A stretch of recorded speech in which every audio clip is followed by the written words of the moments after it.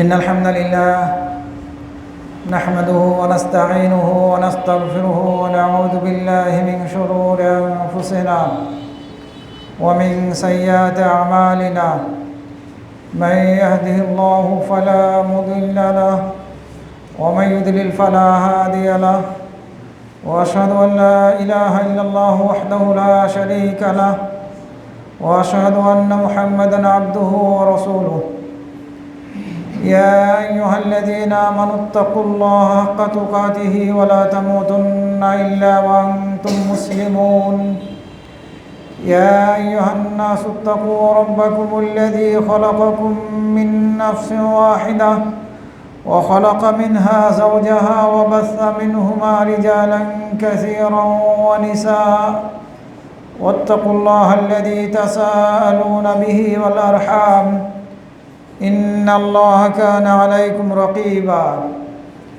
يا أيها الذين آمنوا اتقوا الله وقولوا قولا سديدا يصلح لكم أعمالكم ويغفر لكم ذنوبكم ومن يطع الله ورسوله فقد فاز فوزا عظيما أما بعد فإن خير الحديث كتاب الله وخير الهدي هدي محمد صلى الله عليه وسلم وشر الأمور محدثاتها وكل محدثة بدعة وكل بدعة ضلالة وكل ضلالة في النار فأعوذ بالله من الشيطان الرجيم وسارعوا إلى مغفرة من ربكم وجنة عرضها السماوات والأرض أعدت للمتقين وقال تعالى قد أفلح من زكاها وقد خاب من دساها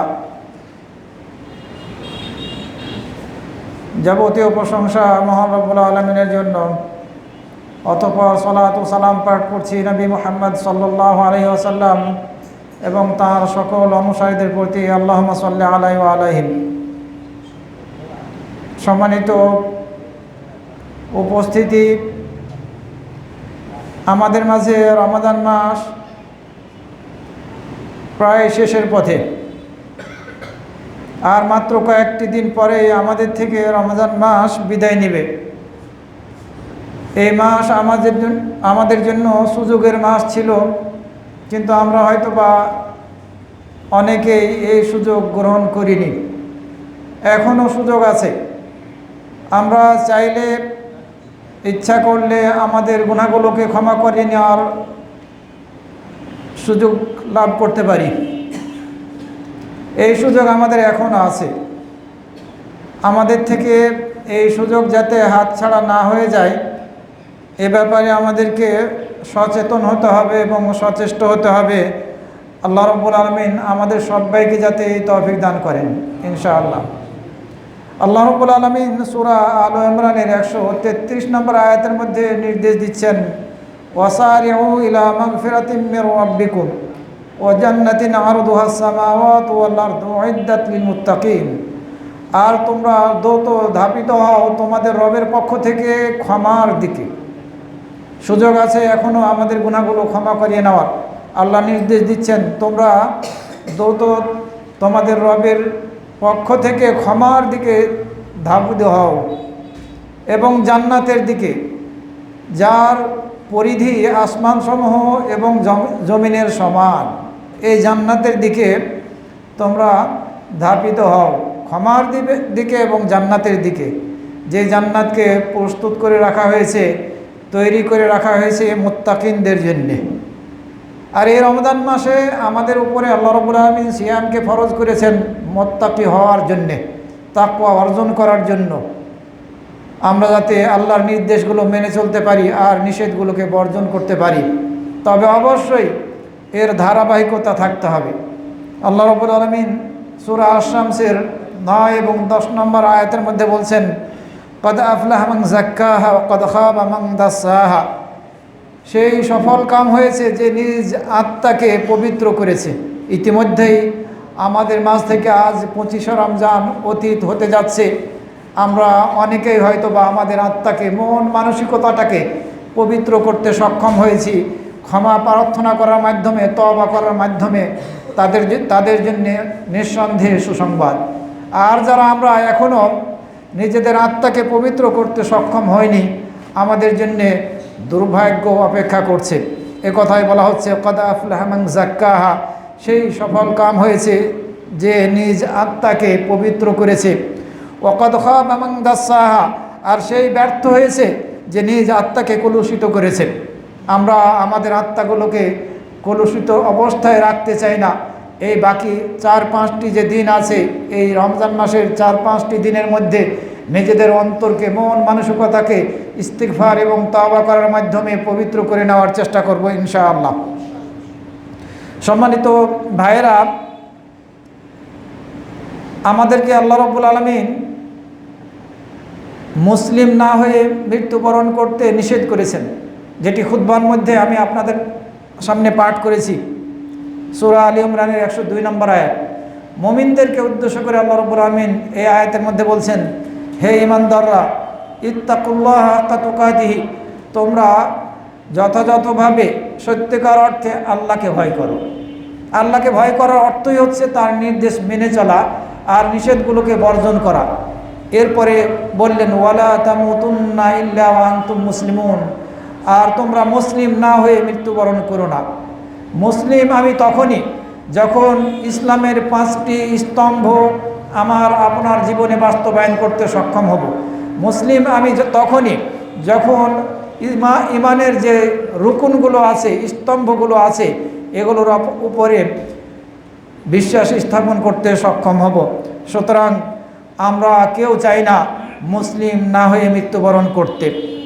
সম্মানিত উপস্থিতি, আমাদের এই রমজান মাসের তওবা এবং ক্ষমা প্রার্থনা করাটাকে যাতে মৌসুমি তওবা আর মৌসুমি ক্ষমা প্রার্থনা না বানিয়ে ফেলি, যে রমজান মাস আসলো আর আল্লাহর কাছে ক্ষমা প্রার্থনা করলাম, তওবা করলাম, রমজান মাস বিদায় নিল, এরপরে আবার ওই আগের অবস্থায় ফিরে গেলাম, অন্যায়ের পথে ধাবিত হলাম, পাপের পথে আবারও চলে গেলাম, পাপের সাথে আবারও জড়িত হওয়া শুরু করলাম, পাপগুলো আবারও করা শুরু করলাম। আমাদের অবস্থাটা যেন এমন না হয়।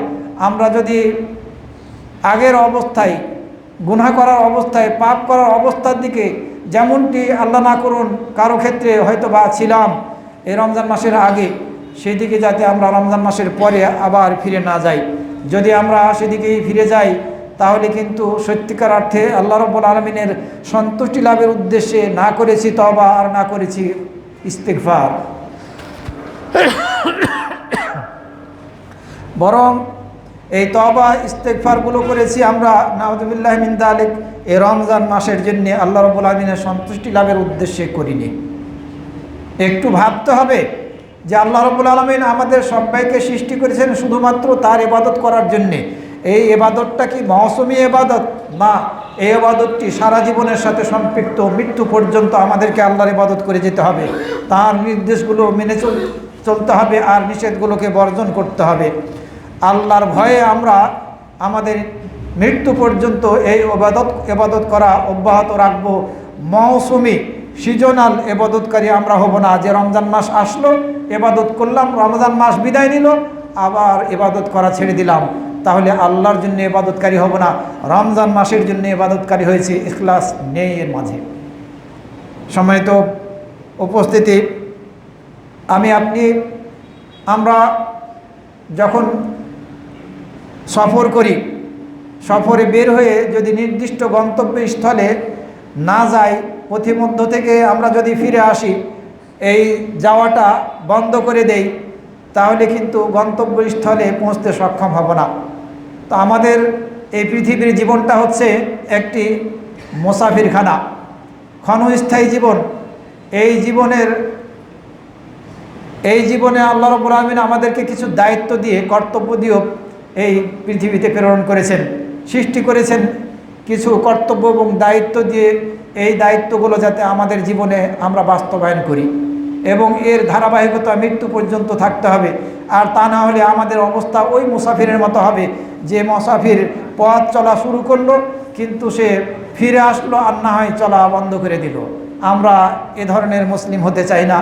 মৃত্যু পর্যন্ত যাতে আমরা আমাদের এই ইবাদতের ধারাবাহিকতা অব্যাহত রাখতে পারি, এ ব্যাপারে আমাদেরকে সচেষ্ট থাকতে হবে। আর আমাদের ইবাদতের ধারাবাহিকতা যদি আমরা অব্যাহত রাখতে পারি, তাহলে দুনিয়া এবং আখিরাতে আমাদের জন্য সুসংবাদ রয়েছে। আল্লাহ রাব্বুল আলামিন সূরা ফুসসিলাতের 30 এবং 31 নম্বর আয়াতের মধ্যে বলছেন, ইন্নাল্লাযীনা ক্বালু রাব্বুনাল্লাহ সুম্মা ইসতাকামু তাতানাজ্জালু আলাইহিমুল মালায়েকা আল্লা তাখাফু ওয়া লা তাহজানু ওয়া আবশিরু বিল জান্নাতিল্লাতী কুনতুম তুআদুন। নিশ্চয় যারা এ কথা বলে যে আমাদের রব আল্লাহ, এই স্বীকৃতি দেয় যে আমাদের রব আল্লাহ, সুম্মা ইসতাকামু, অতঃপর এর উপরে অবিচল থাকে। আমি যখনই আমাদের রব আল্লাহ এই স্বীকৃতি দিলাম, তখন থেকে আমাদের উপরে অপরিহার্য হয়ে গেল আল্লাহর নির্দেশ মেনে চলা আর নিষেধগুলোকে বর্জন করা। আমরা এই পথের উপরে যদি অবিচল থাকতে পারি, আল্লাহ রাব্বুল আলামিন সেটাই বলছেন যে যারা এ কথা বলবে যে আমাদের রব আল্লাহ, এরপর এই কথা বলার উপরে অবিচল থাকবে, অটুট থাকবে, অর্থাৎ আল্লাহর নির্দেশ মেনে চলবে আর নিষেধগুলোকে বর্জন করবে। তাতানাজ্জালু আলাইহিমুল মালায়েকা, তাদের নিকট ফেরেশতারা অবতরণ করবে। তারা বলবে, আল্লাহ তাখাফু ওয়া লা তাহজানু, তোমরা ভীত হও না এবং চিন্তিত হও না। ওয়া আবশিরু বিল জান্নাতিল্লাতী কুনতুম তুআদুন, আর তোমরা জান্নাতের সুসংবাদ গ্রহণ করো, যে জান্নাতের ওয়াদা তোমাদের সাথে করা হয়েছে। আমরা যদি জান্নাতের সুসংবাদ পেতে চাই, তাহলে অবশ্যই এই রমাজানি মৌসুমি ইবাদতকারী হলে চলবে না। এই ইবাদত করা অব্যাহত রাখতে হবে, ধারাবাহিকতা থাকতে হবে, জীবনের শেষ পর্যন্ত আমাদেরকে ইবাদত করতে হবে। তাহলেই তোমরা ভীত হও না, তোমরা চিন্তিত হও না। ফেরেশতাদের পক্ষ থেকে এই সুসংবাদ আমরা লাভ করতে সক্ষম হব এবং জান্নাতের সুসংবাদ আমরা লাভ করতে সক্ষম হব। ফেরেশতারা আরও বলবেন, নাহনু আউলিয়াউকুম ফিল হায়াতিদ দুনিয়া ওয়া ফিল আখিরা, আমরা তোমাদের বন্ধু এই দুনিয়ার জীবনে এবং আখিরাতে। এই সুসংবাদও ফেরেশতারা দেবে। ওয়ালাকুম ফিহা মা তাশতাহি আনফুসুকুম ওয়ালাকুম ফিহা মা তাদদাউন, তোমাদের জন্য সেই জান্নাতের মধ্যে তাই রয়েছে তোমাদের মন, তোমাদের আত্মাগুলো যা চাবে তোমাদের জন্য জান্নাতের মধ্যে তাই রয়েছে। ওয়ালাকুম ফিহা মা তাদদাউন, এবং তোমরা জান্নাতের মধ্যে তাই পাবে যা তোমরা দাবি করবে। সম্মানিত মুসল্লিবৃন্দ, আবু আমরা সুফিয়ান ইবনু আবদুল্লাহ সাকাফি রাদিয়াল্লাহু আনহু থেকে একটি হাদিসের মধ্যে বর্ণিত হয়েছে, তিনি বলেন, কুলতু ইয়া রাসূলুল্লাহ, আমি বললাম হে আল্লাহ রসুল, কুল্লি ফিল ইসলামে কাওলান লা আসআলু আনহু আহাদান গায়রাক, এই ইসলামের মধ্যে আপনি আমাকে এমন একটি কথা শিখিয়ে দিন, বলে দিন, যে কথাটির ব্যাপারে আপনাকে ছাড়া অন্য কাউকে আমি আর জিজ্ঞাসা করব না। রাসূল সাল্লাল্লাহু আলাইহি ওয়াসাল্লাম আবু আমরাকে বললেন, কুল আমানতু বিল্লাহি সুম্মা ইসতাকিম, তুমি বলো আমি আল্লাহর প্রতি ঈমান এনেছি, অতঃপর তুমি এর উপরে অবিচল থাকো। আল্লাহর প্রতি ঈমান এনেছি, এই ঈমান আনার অর্থই হচ্ছে ঈমানের 6টি স্তম্ভের উপরে বিশ্বাস স্থাপন করা এবং ইসলামের 5টি স্তম্ভকে মেনে চলা। যদি আমাদের জীবনে এই ইসলামের এবং ঈমানের স্তম্ভগুলো, রুকুনগুলো বাস্তবায়ন করতে পারি, তাহলেই আর এর উপরে অবিচল থাকি ইনশাআল্লাহ, তাহলে আমরা সুসংবাদ লাভ করব, আমরা জান্নাত লাভ করতে সক্ষম হব। সম্মানিত মুসল্লিবৃন্দ, আল্লাহ রাব্বুল আলামিন তার নবীকে নির্দেশ দিচ্ছেন, ওয়া আবুদু রাব্বাকা হাত্তা ইয়াতিয়াকাল ইয়াকিন, আর তুমি তোমার রবের ইবাদত করো যে পর্যন্ত তোমার নিকট মৃত্যু না এসেছে। ওয়া আবুদু রাব্বাকা হাত্তা ইয়াতিয়াকাল ইয়াকিন, নবীকে নির্দেশ দেওয়া হচ্ছে তুমি তোমার রবের ইবাদত করো তোমার নিকট মৃত্যু যে পর্যন্ত না এসেছে, যার পূর্বের এবং পরের যাবতীয় গুনাহগুলোকে ক্ষমা করে দেওয়া হয়েছে। সুতরাং অবশ্যই আমাদেরকে সর্বদা আল্লাহর ইবাদত করতে হবে, মৌসুমি ইবাদতকারী হলে চলবে না। আমরা যাতে এমন না হই যে একটি বাড়ি বানালাম, এই বাড়িটি বানানোর পরে আবার সেটিকে ধ্বংস করে দিলাম। এই রমজান মাস এসেছিল, রমজান মাসের আসার পরে ইমানটাকে দৃঢ় করতে সক্ষম হয়েছি, আল্লাহর আনুগত্য করেছি, গুনাহগুলো থেকে নিজেদেরকে মুক্ত রাখার চেষ্টা করেছি। রমজান মাস আসার ফলে যেন একটি বাড়ি বানিয়েছি, একটি ইমানকে সুদৃঢ় করতে সক্ষম হয়েছি। আর রমজান মাসের পরে আবার সেই ইমানকে দুর্বল করে ফেললাম, বাড়িটিকে ধ্বংস করে দিলাম। আমাদের অবস্থা যেন এমন না হয়। আল্লাহ রাব্বুল আলামিন এই নির্দেশ দিয়েছেন যে তোমরা সেই নারীর মতো হয়েও না, যে নারী সুতা পাকানোর পরে যখন শক্ত হয়ে গেল, এই শক্ত হয়ে যাওয়ার পরে সেগুলোকে আবার টুকরো টুকরো করে ফেললো। সেই নারীর মতো তোমরা হয়েও না। মক্কায় এক নারী ছিল, যে নারী সুতা পাকানোর পরে যখন শক্ত হয়ে যেত তখন সেগুলো খুলে আবার টুকরো টুকরো করে ফেলতো। তা আল্লাহ রাব্বুল আমিন এই নির্দেশ দিচ্ছেন, ওয়ালা তাকুনু কাল্লাতী নাকাদাত গাজলাহা মিন বাদি কুওয়াতিন আনকাসা, সূরা আন-নাহলের 92 নম্বর আয়াত। তোমরা সেই নারীর মতো হইও না যে নারী সুতা পাকিয়ে শক্ত যখন হয়ে যেত, শক্ত হওয়ার পরে সেগুলোকে আবার এই সুতাগুলোকে টুকরো টুকরো করে ফেলতো, খুলে ফেলতো। তা আমাদেরকে এই নারীর মতো হতে আল্লাহ রাব্বুল আমিন নিষেধ করলেন। আমরা অঙ্গীকার করেছি এই রমজান মাসে আমরা অনেক সালাত আদায় করেছি, কিয়ামুল লাইল করছি। ইয়াকা না'বুদু ওয়া ইয়াকা নাস্তাঈন, শুধুমাত্র তোমারই আমরা ইবাদত করি এবং তোমার নিকটেই আমরা সাহায্য প্রার্থনা করি, অঙ্গীকার। কিন্তু রমজান মাস পরে এই অঙ্গীকারকে ভেঙে ফেললাম। তা আমাদের অবস্থাটা ওই মক্কার নারীর মতো হয়ে গেল। আমাদের অবস্থা যেন এমন না হয় যে আমরা এই অঙ্গীকার করলাম ইবাদত করার, তার নিকটে সাহায্য সহযোগিতা চাওয়ার, কিন্তু রমজান মাসের পরেই এই অঙ্গীকারকে ভেঙে ফেললাম। কোন ব্যক্তি এটা করবে? যে ব্যক্তির আকল নাই, বিবেক নাই, বুদ্ধি নাই, সেই ব্যক্তি ইমানটাকে দৃঢ় করার পরে, একটা বিল্ডিং বানানোর পরে সেটিকে ভেঙে ফেলবে, ইমানটাকে নষ্ট করে ফেলবে আর বাড়িটাকে ভেঙে ফেলবে। কিসের দ্বারা? আল্লাহর আনুগত্যকে ত্যাগ করার দ্বারা আর গুনাহের সাথে নিজেকে পুনরায় জড়িত করার দ্বারা। আমরা কেউ এটা চাই না।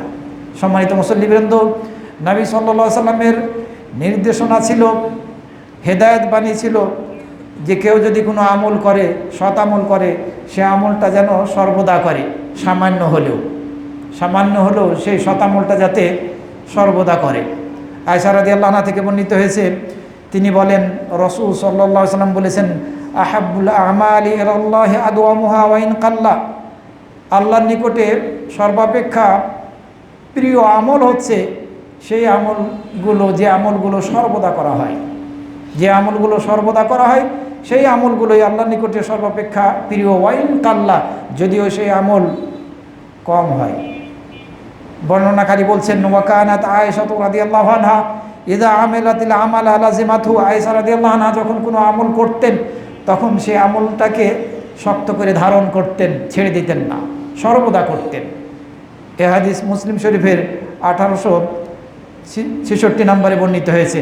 সুতরাং আমরা যে আমল করা শুরু করেছি, এই আমল করার ধারাবাহিকতা অব্যাহত রাখব।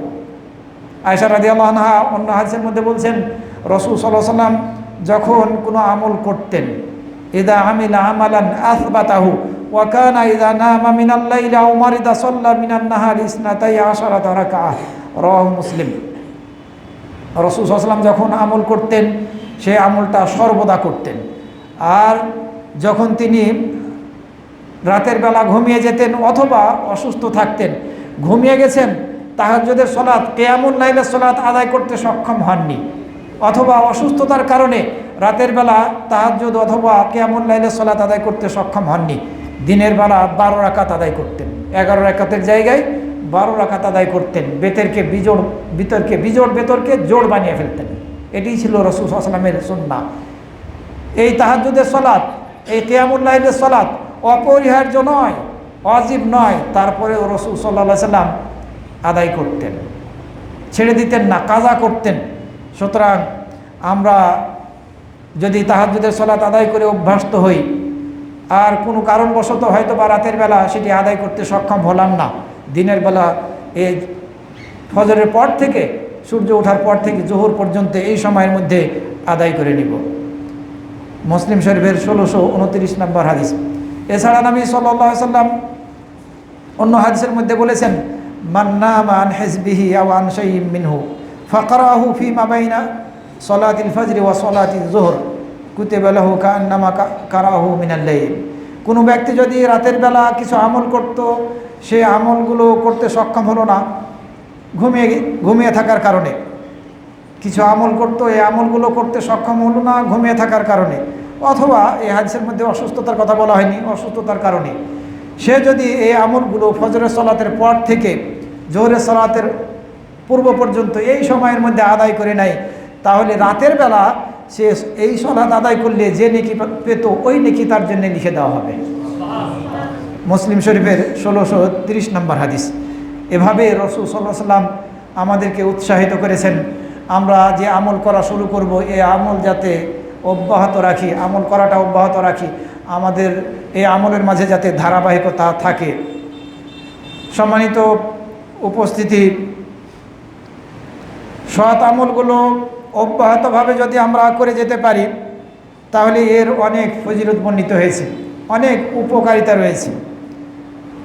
আমরা যখন সুখে শান্তিতে থাকব তখন যদি সর্বদা আল্লাহকে স্মরণ করি, সুখে শান্তিতে থাকা অবস্থায় আল্লাহকে স্মরণ করি, আল্লাহকে ভুলে না যাই, তাহলে আল্লাহ রাব্বুল আলামিন বিপদের সময় আমাদের ডাকে সাড়া দিবেন। সর্বদা আমল করার এটি একটি উপকারিতা, ফজিলত, যেটি হাদিসের মধ্যে বর্ণিত হয়েছে। রাসূল সাল্লাল্লাহু আলাইহি ওয়াসাল্লাম বলছেন, তাআররাফ ইলাল্লাহি ফির রাখা ইয়ারিফুকা ফিশ শিদ্দা। তুমি সুখে থাকা অবস্থায় আল্লাহকে চিনো, তাহলে কষ্টে থাকা অবস্থায় আল্লাহ তোমাকে চিনবেন। অর্থাৎ সুখে থাকা অবস্থায় তুমি আল্লাহকে ডাকো, আল্লাহকে ভুলে যেও না, তাহলে কষ্টে থাকা অবস্থায় তুমি আল্লাহকে ডাকলে আল্লাহ তোমার ডাকে সাড়া দেবেন। এই হাদিস মুসনাদে আহমদের 2804 নম্বরে, এছাড়া অন্যান্য হাদিস গ্রন্থের মধ্যে বর্ণিত হয়েছে। রাসূল সাল্লাল্লাহু আলাইহি ওয়াসাল্লাম অন্য হাদিসের মধ্যে বলেছেন, যে ব্যক্তিকে খুশি করে যে আল্লাহ রাব্বুল আলামিন তার ডাকে বিপদের সময় সাড়া দেখ, যে ব্যক্তিকে এটা খুশি করে যে বিপদে পড়েছেন আপনি, এই বিপদের সময় আল্লাহ রাব্বুল আলামিন আপনার ডাকে সাড়া দিক, আপনাকে যদি এটা খুশি করে, তাহলে যখন আপনি সুখে থাকবেন, শান্তিতে থাকবেন, স্বাচ্ছন্দ্যে থাকবেন, তখন আপনি বেশি বেশি করে আল্লাহকে ডাকুন। রাসূল সাল্লাল্লাহু আলাইহি ওয়াসাল্লাম এই নির্দেশ দিয়েছেন, ফালিকসিরিদ দুআ ফির রাখা। যখন আপনি সুখে আছেন, শান্তিতে আছেন, আনন্দে আছেন, তখন আল্লাহকে ভুলে যেন না, আল্লাহকে ডাকেন বেশি বেশি করে, তাহলে বিপদে পড়লে আল্লাহ আপনার ডাকে সাড়া দেবেন ইনশাআল্লাহ। তিরমিজির 3382 নম্বর হাদিস। সুতরাং আমরা যদি বিপদের সময় আল্লাহকে আমাদের পাশে পেতে চাই, তাহলে সুখে থাকা অবস্থায় যেন আমরা আল্লাহকে ভুলে না যাই, তাহলে দুঃখে থাকা অবস্থায়, কষ্টে থাকা অবস্থায় আল্লাহ রাব্বুল আলামিন আমাদের ডাকে সাড়া দেবেন। আরও একটি উপকারিতা হচ্ছে আন্নাল মুদাওয়ামাতা তানহা সাহিবাহা আনিল ফাওয়াহিশ। আমি যদি সর্বদা সৎ কাজ করি, সৎ আমল করি, তাহলে আল্লাহ রাব্বুল আলামিন এই সৎ আমলের দ্বারা অশ্লীল কর্ম থেকে আমাদেরকে বিরত রাখবেন। এই সৎ আমলই আমাদেরকে অশ্লীল কর্ম থেকে বাধা প্রদান করবে, বিরত রাখবে, অন্যায় আমল থেকে, কর্ম থেকে আমাদেরকে দূরে রাখবেন। যেটি সূরা আনকাবুতের 45 নম্বর আয়াতের মধ্যে আল্লাহ রাব্বুল আলামিন বলছেন, ওয়া আকিমিস সালাহ, তার নবীকে নির্দেশ দিচ্ছেন, আর তুমি সালাত কায়েম করো, কেননা ইন্নাস সালাতা তানহা আনিল ফাহশাই ওয়াল মুনকার, কেননা সালাত বাধা প্রদান করে অশ্লীল কর্ম থেকে এবং অন্যায় কাজ থেকে, অশ্লীল এবং অন্যায় কাজ থেকে সালাত বাধা প্রদান করে। আপনি রমজান মাস আসলো, সালাত আদায় করলেন, রমজান মাস বিদায় নিল, সালাত আদায় করা ছেড়ে দিলেন, আপনাকে আসলে এই সালাত অন্যায় কাজ থেকে, অশ্লীল কাজ থেকে বাধা প্রদান করতে পারেনি। কারণ কি? আপনি আল্লাহ রাব্বুল আলামিনের সন্তুষ্টি লাভের উদ্দেশ্যে ইবাদত করেননি, সালাত আদায় করেননি, আপনি এই রমজান মাসের জন্য মানুষকে দেখানোর উদ্দেশ্যে ইবাদত করেছেন। এ কারণে আপনি রমজান মাসের পরে সালাত আদায় করা ছেড়ে দিলেন। সালাত আদায় করা ছেড়ে দেওয়াটাও এটি একটি অন্যায় কাজ, বড় অপরাধ। যে সালাত আদায় করে সে মুমিন থাকতে পারে, মুসলিম থাকতে পারে, আর যে সালাত আদায় করে না সে মুমিন মুসলিম থাকতে পারে না। কুফরি আর একজন বান্দার মধ্যে, কাফের আর একজন মুমিন বান্দার মধ্যে পার্থক্য হচ্ছে সালাত। আমরা যাতে কোনো অবস্থায় সালাতকে ত্যাগ না করি, কারণ এই সালাত বাধা প্রদান করে অশ্লীলতা থেকে এবং বাধা প্রদান করে অন্যায় কাজ থেকে। আপনারা একটু চেপে চেপে বসেন, আপনি বসেন, আপনি বসেন, বলার দরকার নেই, আপনারা একটু চেপে চেপে বসেন।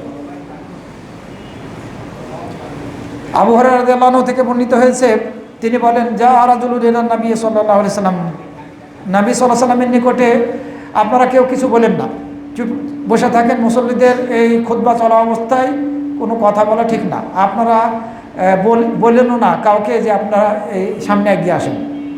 আমি আপনাদেরকে বলছি, যাকে ফাঁকা জায়গা আছে আপনারা সামনে এগিয়ে বসুন।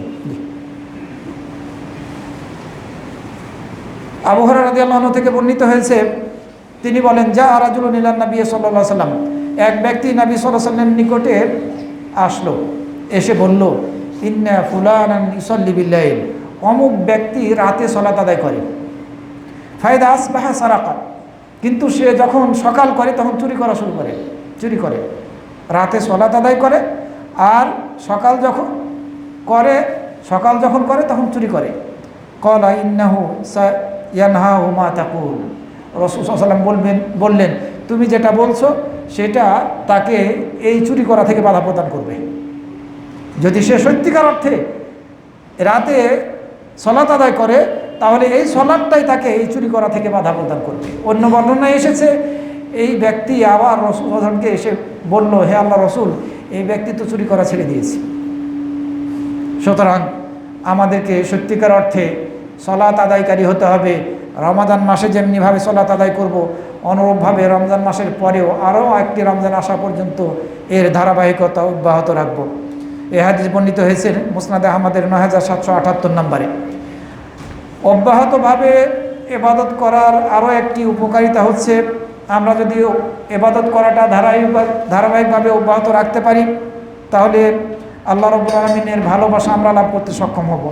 সূরা আল বাকারার ২২২ নম্বর আয়াতের মধ্যে আল্লাহ রাব্বুল আলামিন বলছেন, ইন্নাল্লাহা ইউহিব্বুত তাওয়াবিন, নিশ্চয়ই আল্লাহ রাব্বুল আলামিন ভালোবাসেন তওবাকারীদেরকে, যারা সর্বদা তওবা করে, আল্লাহর কাছে ক্ষমা প্রার্থনা করে এবং আল্লাহর পথের দিকে ফিরে আসে, পাপের পথকে ত্যাগ করে, তাদেরকে আল্লাহ রাব্বুল আলামিন ভালোবাসেন। ওয়া ইউহিব্বুল মুতাতাহহিরিন, এবং যারা পবিত্রতা অর্জনকারী এদেরকে আল্লাহ রাব্বুল আলামিন ভালোবাসেন। পবিত্রতা অর্জন করবেন কোন জিনিস থেকে? পাপ থেকে, গুনাহের কাজ থেকে, ভ্রান্ত আকীদা বিশ্বাস থেকে, সঠিক আকীদা ধারণ করার দ্বারা। হাদিসে কুদসির মধ্যে বর্ণিত হয়েছে, আল্লাহ রাব্বুল আলামিন বলছেন, ওয়ামা তাকাররাবা ইলাইয়া আবদি বিশাইইন আহাব্বা ইলাইয়া মিম্মা আফতারাতু আলাইহি ওয়ামা ইয়াযালু আবদি ইয়াতাকাররাবু ইলাইয়া বিন-নওয়াফিল হাত্তা আহিব্বাহু। আল্লাহ রাব্বুল আলামিন যেসব ইবাদতকে আমাদের উপরে ফরজ করেছেন, আল্লাহ বলছেন, একজন বান্দা যখন এই ফরজ, আমি তার উপরে যে ইবাদতকে ফরজ করেছি, এই ফরজ ইবাদত করার দ্বারা আমার নৈকট্য লাভ করার চেষ্টা করে, তখন আমি তাকে সবচাইতে বেশি ভালোবাসি। আল্লাহর পক্ষ থেকে ফরজকৃত ইবাদত করার দ্বারা যে ব্যক্তি আল্লাহর নৈকট্য লাভ করে, এই ব্যক্তিকে আল্লাহ রাব্বুল আলামিন সবচেয়ে বেশি ভালোবাসেন। এরপরে আল্লাহ রাব্বুল আলামিন বললেন, আমার বান্দা যখন নফল ইবাদতের দ্বারা আমার নৈকট্য লাভ করে, তখন আর এই নৈকট্য লাভ করাটা অব্যাহত রাখে, ধারাবাহিকভাবে সে নফল ইবাদতের দ্বারা আমার নৈকট্য লাভ করছে, আর এই কারণে আমি তাকে ভালোবেসে ফেলি। আর তাকে আমি যখন ভালোবেসে ফেলি তখন আমি তার কান হয়ে যাই যে কান দিয়ে সে শুনে, আমি তার চোখ হয়ে যাই যে চোখ দিয়ে সে দেখে, এবং আমি তার হাত হয়ে যাই যে হাত দিয়ে সে ধরে, এবং আমি তার পা হয়ে যাই যে পা দিয়ে সে হাঁটে চলে। এর অর্থ কি? এর অর্থ হচ্ছে পরের অংশে বলা হয়েছে, ওয়াইন সাআলানি লাউতিয়ান্নাহু, সে যদি আমাকে চায় তাহলে আমি তাকে দেই, সে যদি আমার নিকটে আশ্রয় প্রার্থনা করে তাহলে আমি তাকে আশ্রয় দিই। অর্থাৎ আল্লাহ রাব্বুল আমিন আমাদের যাবতীয় সব কিছু শুনেন, আমাদের ডাকে সাড়া দেবেন যদি আমরা নফল ইবাদতের দ্বারা আল্লাহ রাব্বুল আমিনের নৈকট্য লাভ করা অব্যাহত রাখতে সক্ষম হই।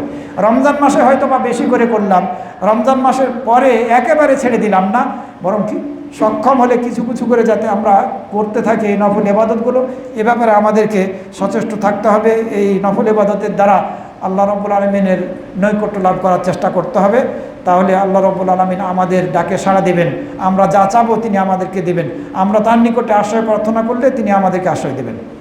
আরও একটি ফজিলত হচ্ছে, আমলের ক্ষেত্রে, সৎ আমল করার ক্ষেত্রে ধারাবাহিকতা যদি থাকে, আমরা সর্বদা যদি আমলগুলো করতে সক্ষম হই, তাহলে আল্লাহ রাব্বুল আলামিন এই সৎ আমলগুলোর দ্বারা গুনাহগুলোকে মোচন করে দিবেন।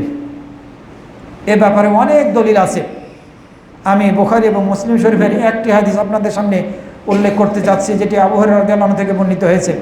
তিনি বলেন, রাসূল সাল্লাল্লাহু আলাইহি ওয়াসাল্লাম বলেছেন, আরাআইতুম লাউ আন্না নাহারাম বিবাবি আহাদিকুম, তোমাদের মন্তব্য কি, মতামত কি, যদি তোমাদের কারো দরজার সামনে একটি নদী থাকে, এই নদীতে যদি দৈনন্দিন 5 বার গোসল করে, তাহলে তার শরীরে কি কোনো ময়লা আবর্জনা থাকবে?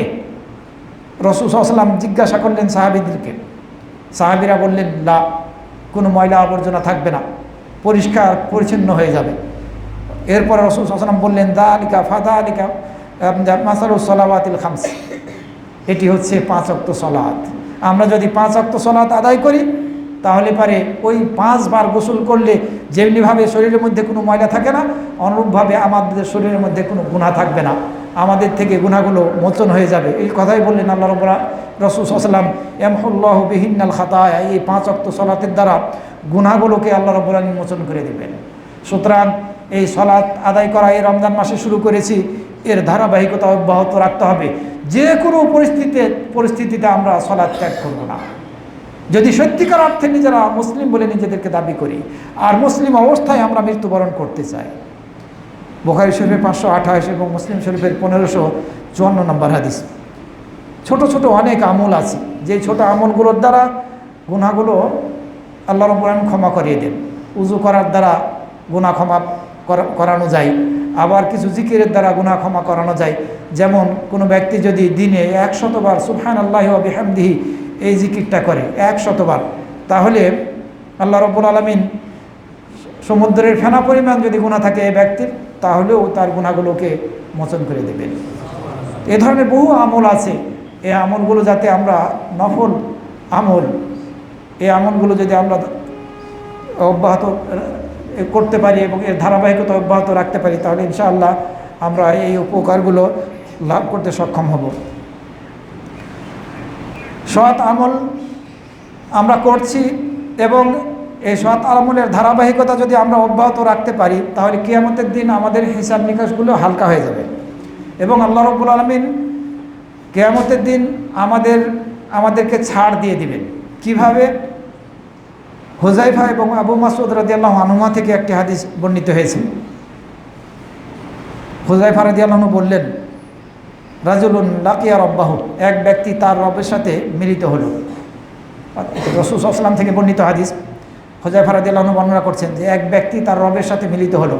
ফাকালা মা আমিলতা, তার রব তাকে জিজ্ঞাসা করলো, তুমি কি আমল করেছিলে অর্থাৎ এই দুনিয়ার জীবনে? ক্বালা মা আমিলতু মিনাল খাইরি ইল্লা আন্নী কুনতু রাজুলান যা মালিন, আমি এমন কোনো সৎ কাজ, ভালো কাজ করিনি, তবে আমি সম্পদশালী ছিলাম।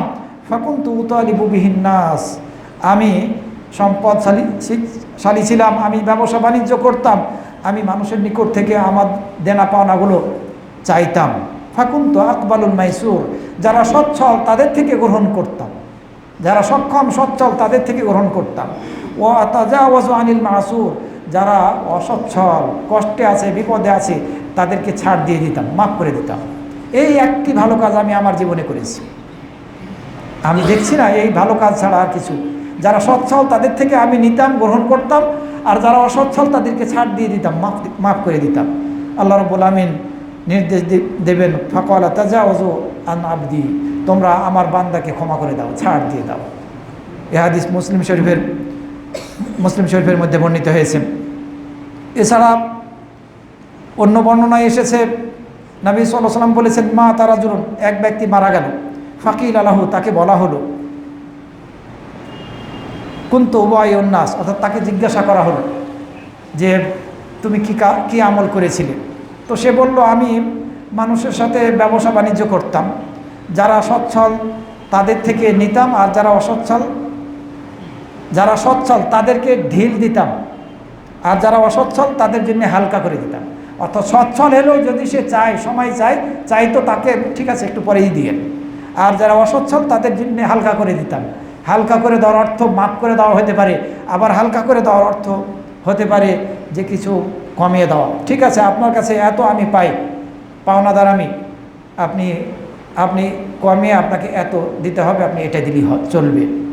ফাগুফির আলহ, এই মৃত ব্যক্তিকে আল্লাহ রাব্বুল আলামিন ক্ষমা করে দিলেন তার এই সৎকর্মের কারণে। এ হাদিস বুখারী শরীফের 2391 নম্বরে বর্ণিত হয়েছে। সর্বদা সৎ আমলের দ্বারা আমাদের অন্তরকে মুনাফিকি থেকে পবিত্র করতে আমরা সক্ষম হব এবং জাহান্নামের আগুন থেকে আমরা নাজাত লাভ করব, যেটি আনাস রাদিয়াল্লাহু আনহু হাদিসের মধ্যে বর্ণিত হয়েছে। রাসূল সাল্লাল্লাহু আলাইহি সাল্লাম বলেছেন, মান সাল্লা লিল্লাহি 40 ইয়াওমান ফি জামাআতিন ইদরিকুত তাকবীরাতাল উলা কুতিবা লাহু বারাআতান। যে ব্যক্তি 40 দিন, 40 ওয়াক্ত না, 40 ওয়াক্তের হাদিস সহিহ না, দুর্বল। যে ব্যক্তি 40 দিন জামাতের সাথে তাকবীরে তাহরিমা সহকারে সালাত আদায় করতে সক্ষম হবে, তার জন্য আল্লাহ রাব্বুল আলামিন 2টি মুক্তি লিখে দিবেন, 2টি মুক্তি।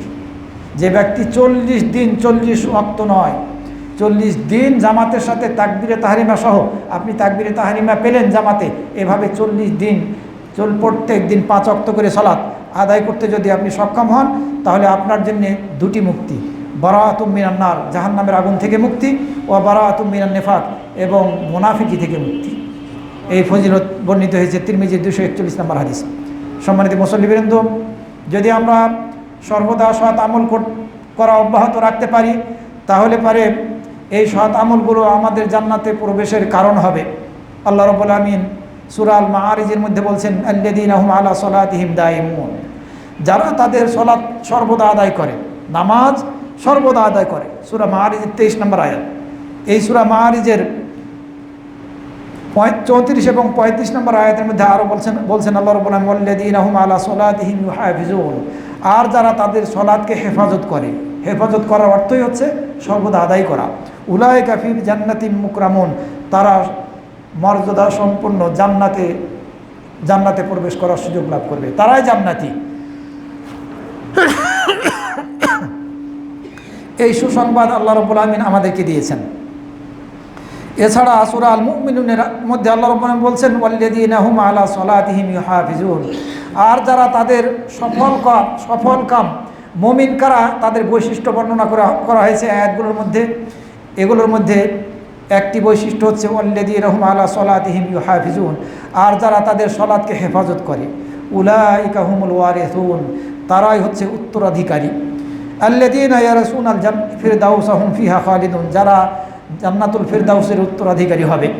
হুম ফিহা খালিদুন, এবং সেখানে তারা চিরস্থায়ীভাবে বসবাস করবে। তো আমরা যদি সর্বদা সালাত আদায় করি, এই রমজান মাসেই শুধু নয়, হয়তোবা আগে ঠিক মতো সালাত আদায় করতাম না, বর্তমানে এই রমজান মাসে শুরু করেছি, এই শুরুটা যাতে আর শেষ না হয়, মৃত্যু পর্যন্ত যাতে এর ধারাবাহিকতা অব্যাহত থাকে, তাহলে ইনশাআল্লাহ আমাদের জন্য জান্নাতুল ফিরদাউস। আবু হুরায়রা রাদিয়াল্লাহু আনহু থেকে বর্ণিত হয়েছে, রাসূল সাল্লাল্লাহু আলাইহি ওয়াসাল্লাম বলেছেন, মান আনফাকা যাওজাইনি ফি সাবিলিল্লাহ, যে ব্যক্তি আল্লাহর পথে জোড়ায় জোড়ায় দান করবে, 1 টাকা নয় 2 টাকা, 10 টাকা নয় 20 টাকা, 20 টাকা নয় 40 টাকা, 50 নয় 100, 100 নয় 200, 1000 নয় 2000, এভাবে জোড়ায় জোড়ায় দান করবে। যে ব্যক্তি আল্লাহর পথে জোড়ায় জোড়ায় দান করবে, নুদিয়া মিন আবওয়াবিল জান্নাহ, তাকে জান্নাতের সকল দরজা থেকে ডাক দেওয়া হবে। এই রমজান মাস আর কয়টা দিন বাকি আছে? 4টা অথবা 5টা দিন সুযোগ আছে। রাসূল সাল্লাল্লাহু আলাইহি ওয়াসাল্লাম এই রমজান মাসের মধ্যে সবচেয়ে বেশি করে দান করতেন। এই রমজান মাসের মধ্যে এই মসজিদ হয়তোবা আপনার দানের মুখাপেক্ষী, আপনি কিছু দান করার চেষ্টা করুন। ফকির মিসকিন যারা আছে তাদেরকে কিছু সাহায্য করার চেষ্টা করুন। তো রাসূল সাল্লাল্লাহু আলাইহি ওয়াসাল্লাম বললেন, যে ব্যক্তি জোড়ায় জোড়ায় আল্লাহর পথে দান করবে, তাকে জান্নাতের সকল দরজা দিয়ে আহ্বান করা হবে, ডাক দেওয়া হবে, বলা হবে, ইয়া আব্দুল্লাহ হাদা খায়রুন, হে আল্লাহর বান্দা, এটি কল্যাণকর। এই দান করাটা, জোড়ায় জোড়ায় দান করাটা হচ্ছে কল্যাণকর কাজ। ফামান কানা মিন আহলিস সালাহ, আর যে ব্যক্তি সালাত আদায়কারী হবে, তাকে বাবুস সালাহ, সালাত নামক জান্নাতের দরজা দিয়ে আহ্বান করা হবে, ডাক দেওয়া হবে। ওমান কানা মিন আহলিস জিহাদ, আর যে ব্যক্তি জিহাদকারীদের অন্তর্ভুক্ত হবে, তাকে বাবুল জিহাদ দিয়ে ডাক দেওয়া হবে। যে ব্যক্তি সিয়াম পালনকারীদের অন্তর্ভুক্ত হবে, তাকে বাবুর রায়ান দিয়ে ডাক দেওয়া হবে। আর যে ব্যক্তি দানকারী, এই দানকারীদের অন্তর্ভুক্ত হবে, তাকে বাবু সদাকা, এই বাবু সদাকা দিয়ে ডাক দেওয়া হবে। আবু বকর রাদিয়াল্লাহু আনহু বললেন, আমার পিতা এবং আমার মাতা আপনার জন্য উৎসর্গিত হোক হে আল্লাহ রসুল, মা আলা মিন দুআইয়া মিন তিলকাল আবওয়াব। ভাবার তো হচ্ছে এমন কি কেউ হতে পারে যাকে প্রত্যেকটা দরজা দিয়ে ডাক দেওয়া হবে? রাসূল সাল্লাল্লাহু আলাইহি ওয়াসাল্লাম বললেন, নাম ওয়া আরজু আন তাকুনা মিনহুম। হ্যাঁ, প্রত্যেক দরজা দিয়েই ডাক দেওয়া হতে পারে এবং আমি আশা করছি তুমি তাদের অন্তর্ভুক্ত। আমরা এই প্রত্যেক দরজা দিয়ে যাতে ডাকপ্রাপ্ত হই, এ ব্যাপারে আমাদেরকে সচেষ্ট থাকতে হবে। এই হাদিস বুখারী, মুসলিম শরীফ সহ অন্যান্য হাদিস গ্রন্থের মধ্যে বর্ণিত হয়েছে। সর্বদা সৎ আমল করার আরও উপকারিতা হচ্ছে, আপনি সুস্থ অবস্থায় অনেক ইবাদত করেছেন। যখন বাড়িতে ছিলেন, সফরে ছিলেন না, তখন অনেক ইবাদত করতেন। এখন সফরে থাকা অবস্থায় সে পরিমাণে আপনার পক্ষে ইবাদত করা সম্ভব হচ্ছে না।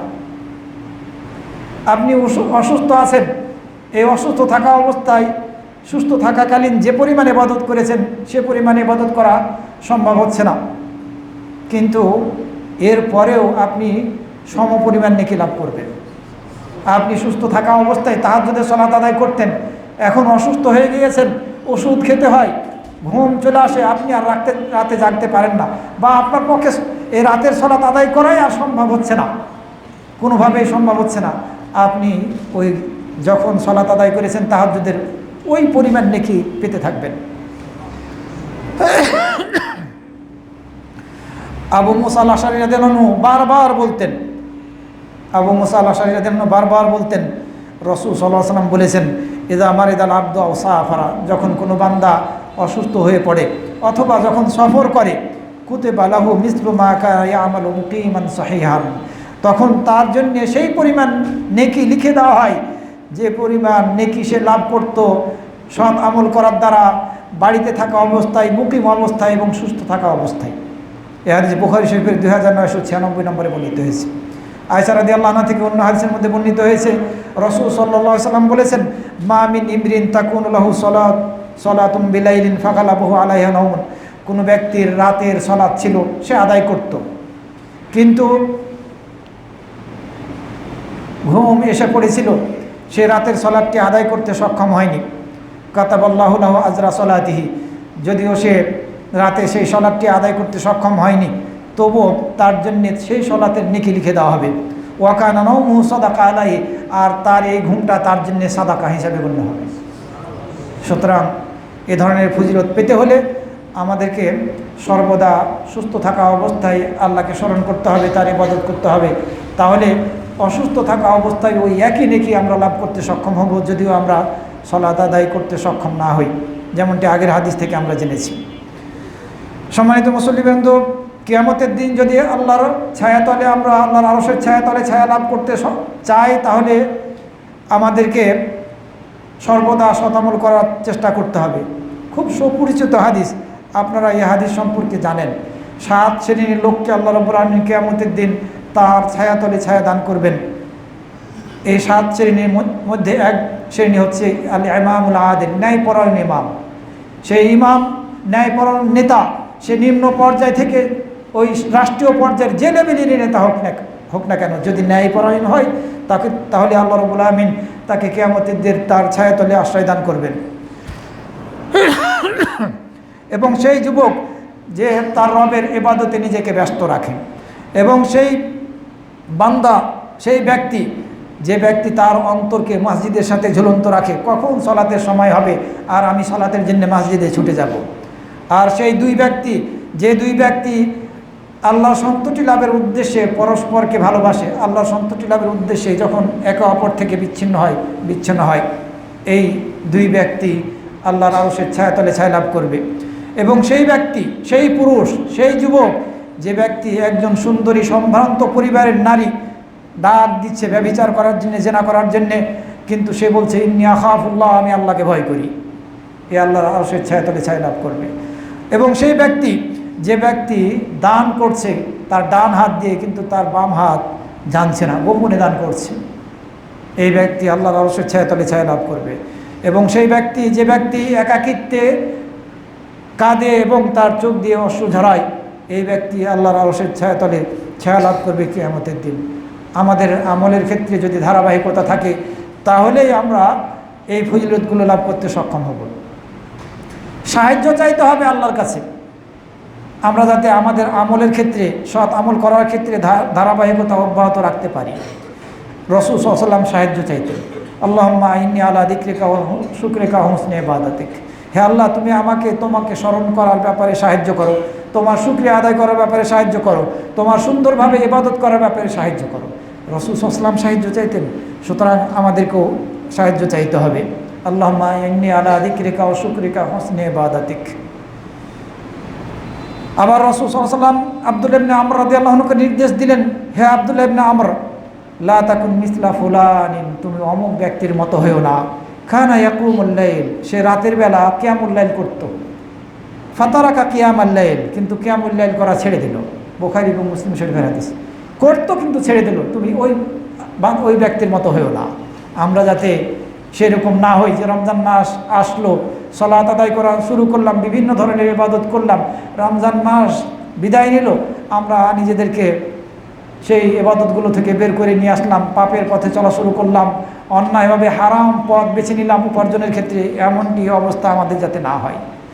আবু হুরায়রা রাদিয়াল্লাহু আনহুকে উদ্দেশ্য করে রাসূল সাল্লাল্লাহু আলাইহি ওয়াসাল্লাম বললেন, হে আবু হুরায়রা, কুন ওয়ারিআন, তুমি পরহেজগার হয়ে যাও, তাকুন আবাদান নাস, তুমি পরহেজগার হয়ে যাও, অর্থাৎ আল্লাহ যেসব কিছু নির্দেশ দিয়েছেন সেগুলি মেনে চলো, আর যেগুলো নিষেধ করেছেন সেগুলো বর্জন করো, তাহলে মানুষের মধ্যে সবচেয়ে তুমি বড় আবেদ হয়ে যাবে। অকুন কানে আন, আর তুমি সন্তুষ্ট নামক গুণের অধিকারী হয়ে যাও। আল্লাহ যা কিছু দিয়েছেন তুমি তাতেই সন্তুষ্ট থাকো। তাকুন আশকারান নাস, তাহলে তুমি মানুষের মধ্যে সবচেয়ে বেশি কৃতজ্ঞতা প্রকাশকারী বান্দা হয়ে যাবে। ওয়াহিব্বা লিন্নাসি মা তুহিব্বু লিনাফসিক, আর তুমি তোমার নিজের জন্য যেটা পছন্দ করো মানুষের জন্যও সেটিকে তুমি পছন্দ করো, তাহলে তুমি সত্যিকারের মুমিন হবে। ওয়াহসিন জিওয়ার মান জাওয়ারাক, আর তুমি তোমার প্রতিবেশীর সাথে সদাচরণ সদ্ব্যবহার করো, তাহলে তুমি প্রকৃত মুসলিম হবে। ও আকিল্লাদ দাহিকা, তুমি কম হাসো, ফাইন্না কাসরাতাদ দাহিকি তুমিতুল কালবা, কেননা বেশি হাসি অন্তরকে মেরে ফেলে। তিরমিজির 2305 নম্বর হাদিস এবং ইবনে মাজার 4217 নম্বর হাদিস। সম্মানিত মুসল্লিবৃন্দ, আমাদের ইবাদতের ক্ষেত্রে যদি আমরা ধারাবাহিকতা অব্যাহত রাখতে পারি, পিছন দিকটা আসেন, পিছন দিকটা, যদি আমরা আমাদের ইবাদতের ক্ষেত্রে ধারাবাহিকতা অব্যাহত রাখতে পারি, তাহলে ইনশাআল্লাহ যে ফজিলতগুলোর কথা আমরা শুনলাম, জানলাম, এই ফজিলতগুলো, উপকারিতাগুলো লাভ করতে সক্ষম হব ইনশাআল্লাহ। এই গেল প্রথম বিষয়। দ্বিতীয় একটি বিষয় যেটি সংক্ষেপে আমি আপনাদের সামনে একটু আলোচনা করতে চাচ্ছি, সেটা হচ্ছে যাকাতুল ফিতর অথবা সদাকাতুল ফিতর, যেটি ফিতরা নামে পরিচিত। এই ফিতরা বা সদাকাতুল ফিতর এটি ফরজ।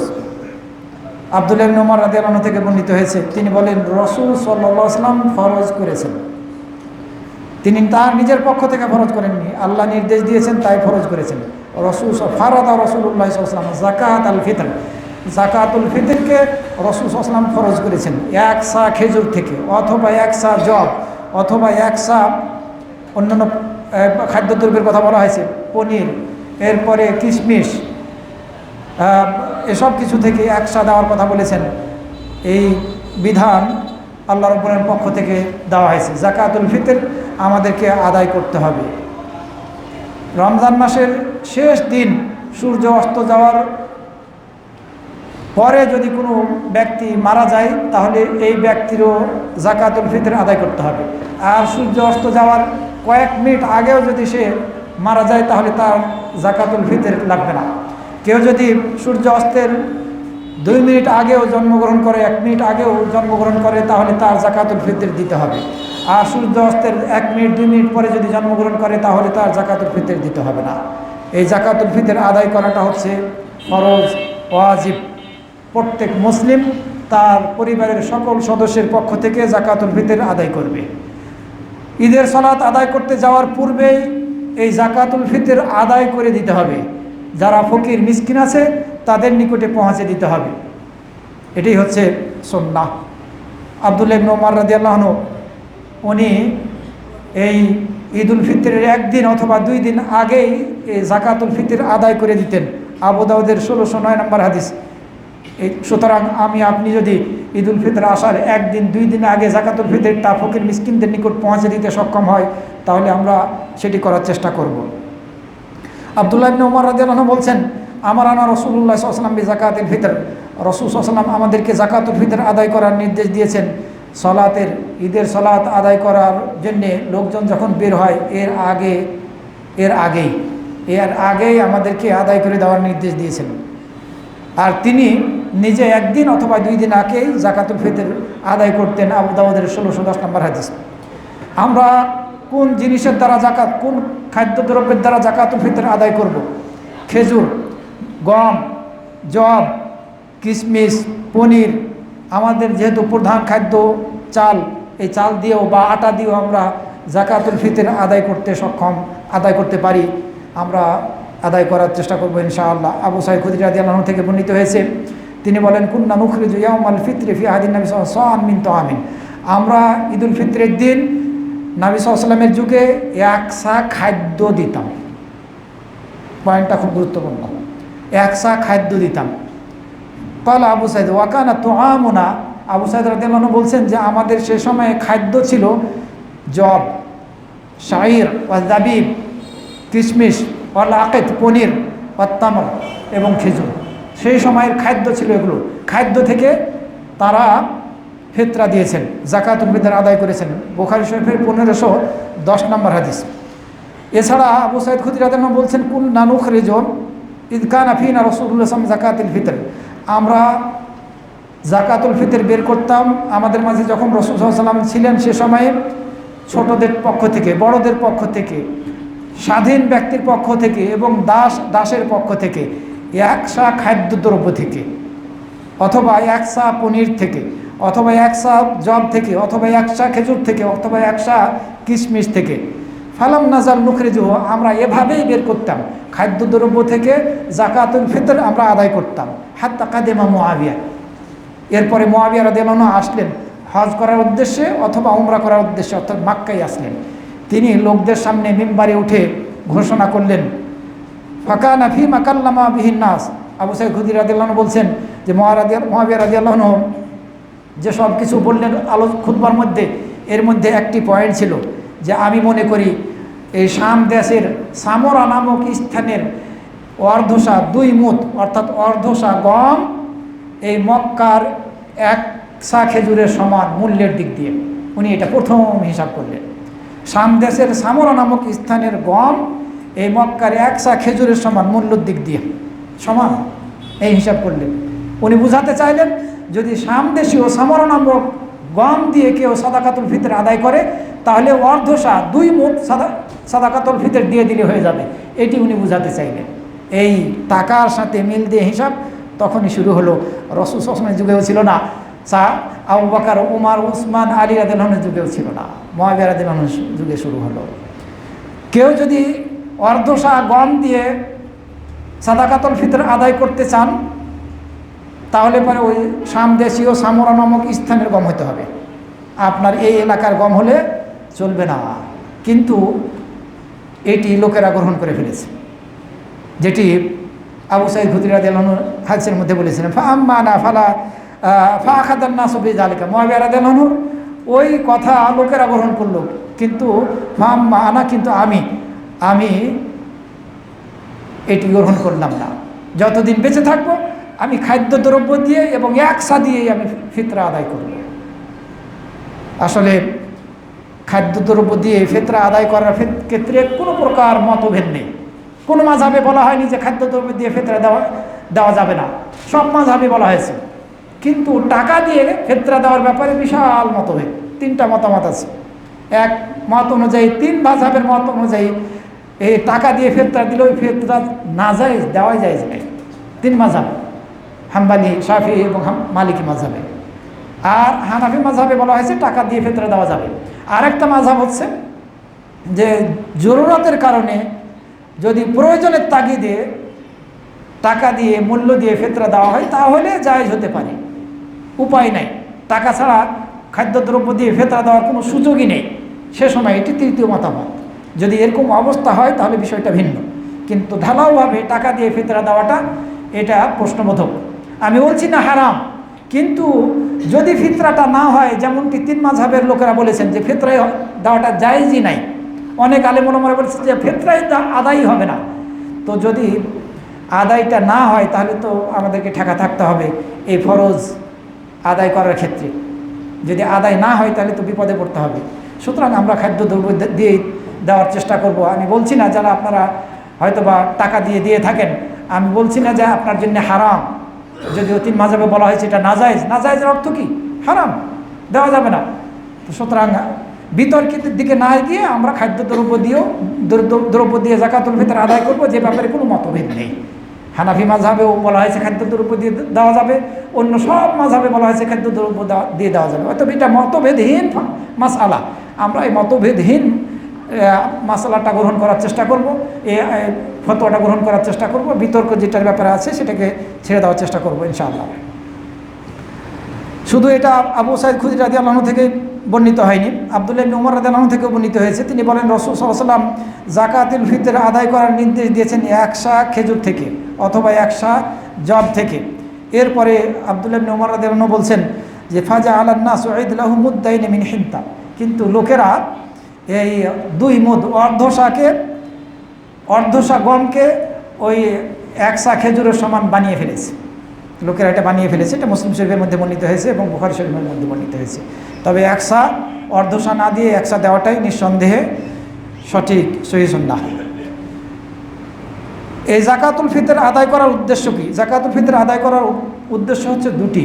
যারা সিয়াম পালন করবেন তাদের এই সিয়ামের মধ্যে যেসব ত্রুটি বিচ্যুতি হয়েছে এই যাকাতুল ফিতরের দ্বারা সেগুলো মোচন হবে, এটি রাসূল সাল্লাল্লাহু আলাইহি ওয়াসাল্লাম মধ্যে বলেছেন। দ্বিতীয় উপকারিতা হচ্ছে যে ফকির মিসকিনরা যাতে এই যাকাতুল ফিতর লাভ করার দ্বারা ঈদের দিনে একটু খুশি হতে পারে, তাদের খাদ্য হিসেবে রাসূল সাল্লাল্লাহু আলাইহি ওয়াসাল্লাম মধ্যে বলেছেন তাদের খাদ্য হিসেবে আমরা তাদেরকে দেব, যাতে এই খুশির দিনে তারাও খুশিতে অংশগ্রহণ করতে পারে। ফারাদা রাসূলুল্লাহ সাল্লাল্লাহু আলাইহি ওয়াসাল্লাম, রাসূল সাল্লাল্লাহু আলাইহি ওয়াসাল্লাম যাকাতুল ফিতরকে ফরজ করেছেন তুহরাতান লিস-সায়মি মিনাল লাগ, এই সিয়াম পালনকারীর সিয়ামের মধ্যে যেসব ত্রুটি বিচ্যুত হয়েছে সেগুলোকে পবিত্র করার জন্যে। ওয়াতুমাতান লিল মাসাকিন, আর মিসকিনদের খাদ্য হিসেবে, শুধুমাত্র মিসকিনদেরকে আমরা যাকাতুল ফিতর দেব, অন্যদেরকে না, শুধু মিসকিনদেরকে। তবে অবশ্যই এই মিসকিন মুসলিম হতে হবে, নামাজি হতে হবে। সম্মানিত মুসল্লিবৃন্দ, আবু দাউদের মধ্যে একটা হাদিস আছে ওই যে অর্ধ সায়ের কথা, যদি গম হয় তাহলে গমের ক্ষেত্রে, কিন্তু বর্ণনাকারী সন্দেহ করে এটি বলেছেন, বর্ণনাকারী সন্দেহ করে বলেছেন। একজন বলতেছেন যে 1 সা গম, আর একজন বলতেছেন যে না অর্ধ সা, 2 জন মতভেদ করেছেন। কিন্তু অন্যান্য হাদিসের দ্বারা 1 সাটাই প্রমাণিত হয়। সুতরাং এই সন্দেহযুক্ত বর্ণনার দ্বারা দলিল না দিয়ে আমরা 1 সা দিয়ে ফিতরা আদায় করব, এবং সেটার পরিমাণ হয়তোবা কেউ বলছেন 2 কেজি 41 গ্রাম বা 40 গ্রাম, কেউ বলছেন 2 কেজি 70-72 গ্রাম, আবার কেউ বলছেন 2.5 কেজি, কেউ বলছেন 3.25 কেজি, কেউ আবার 3 কেজি 200 অথবা 3 কেজি 300 গ্রাম বলছেন। সঠিক হচ্ছে এটাই যে আমরা যদি 3 কেজি করে দিয়ে দিই তাহলে সব মতামতকে কাভার করবে। মক্কা এবং মদিনার যে সা আছে এই সাগুলো 3 কেজির বেশি হয় না, সেটি গম হোক অথবা জব হোক অথবা চাল হোক, যেটাই হোক না কেন। সুতরাং আমরা 3 কেজি দিলে সব মতামতগুলো মক্কা এবং মদিনার সা অনুযায়ী হয়ে যাবে ইনশাআল্লাহ। সম্মানিত মুসল্লিবৃন্দ, খুতবার সব শেষ প্রান্তে আরও একটি ছোট্ট বিষয় আমি আপনাদের সামনে তুলে ধরতে চাচ্ছি, আর সেটি হচ্ছে শাওয়াল মাসের 6 রোজা, 6টি সিয়াম। আমরা এই রমজান মাসের সিয়াম পালন করছি। 30টি সিয়ামের দ্বারা 10 মাস সিয়াম পালন করার আমরা নেকি লাভ করব। আর শাওয়াল মাসের যদি 6টি নফল সিয়াম পালন করি তাহলে আরও 2 মাসের সিয়াম পালন করার নেকি লাভ করতে সক্ষম হব। পুরো 1 বছরের সিয়ামের নেকি আমরা লাভ করব। রাসূল সাল্লাল্লাহু আলাইহি ওয়াসাল্লাম হাদিসের মধ্যে বলেছেন, যে ব্যক্তি রমজান মাসের সিয়াম পালন করলো, এরপরে শাওয়ালের 6টি সিয়াম পালন করলো, সে সারা বছরের সিয়াম পালন করার মতোই নেকি লাভ করলো। মুসলিম শরীফের হাদিস এবং তিরমিজির মধ্যে বর্ণিত হয়েছে। এই রমজান মাসের 10 মাসের সিয়াম, 1 মাসের সিয়াম 10 মাসের সমান, যেহেতু একটি নেকির কাজ 10টি নেকির সমান, সুতরাং একটি সিয়াম পালন করলে 10টি সিয়াম পালন করার সমান আমরা নেকি লাভ করব। আর এই হিসাবেই 1 মাসের সিয়াম হচ্ছে 10 মাসের সিয়াম পালন করার সমান। আর 6 দিনের সিয়াম পালন রমজান মাসের পরে শাওয়াল মাসের মধ্যে, সেটি হচ্ছে 2 মাসের। এই ভাষা হাদিসের মধ্যে বর্ণিত হয়েছে, ফাশাহরুন বিআশরাতি আশহুরিন, 1 মাস 10 মাসের সমান। সিয়ামু সিত্তাতি আইয়াম বাদাল ফিতরি তামামাস সানা, আর শাওয়াল মাসের 6টি সিয়াম হচ্ছে 2 মাসের সমান, এর দ্বারা পুরো মাসের সিয়াম পালন করা হয়। আল্লাহ রাব্বুল আলামিন আমাদের সকলের এই ইবাদতের মাঝে যাতে আমরা ধারাবাহিকতা রাখতে পারি, সকলকে আমাদেরকে এই তৌফিক দান করুন। আমরা যাতে শুধুমাত্র মৌসুমি ইবাদতকারী না হই। রমজান মাস এসেছিল আমাদের মাঝে, আসলো, আর আমরা সিয়াম পালন করলাম, রোজা রাখলাম, এরপরে ইবাদত করলাম, সালাত আদায় করলাম, রমজান মাস বিদায় নিল, আগের অবস্থায় ফিরে গেলাম। আগে যেরকম সালাত আদায় করতাম না, হয়তোবা অনেক পাপের সাথে জড়িত হতাম, সেই অবস্থার দিকে ফিরে গেলাম। আমাদের অবস্থা যাতে এরকম না হয়, আমরা যাতে মৌসুমি ইবাদতকারী না হই, আল্লাহ রাব্বুল আলামিন আমাদের সবাইকে এই তৌফিক দান করুন। আকুলু কওলি হাদা ওয়া আস্তাগফিরুল্লাহ লি ওয়া লাকুম মিনাশ শাইরিল মুসলিমিন।